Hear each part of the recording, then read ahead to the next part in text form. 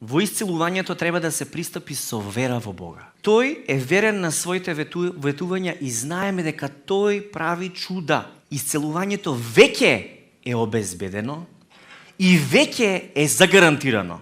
Само чека вие да го примите, односно да се послужите со тоа.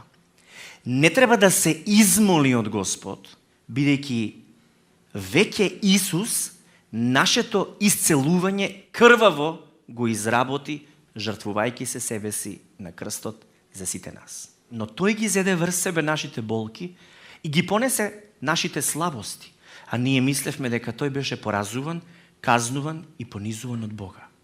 А тој беше изнаранет за нашите гревови и мачен заради нашите беззаконија.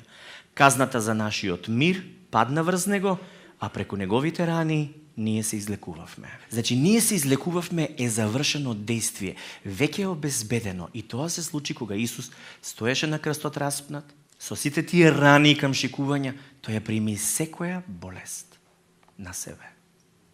И тоа е чин за сите времења. Така да, ако пристапите со вера кон Него за спасение и пристапите кон Него со вера за исцелување, вие тоа го примате.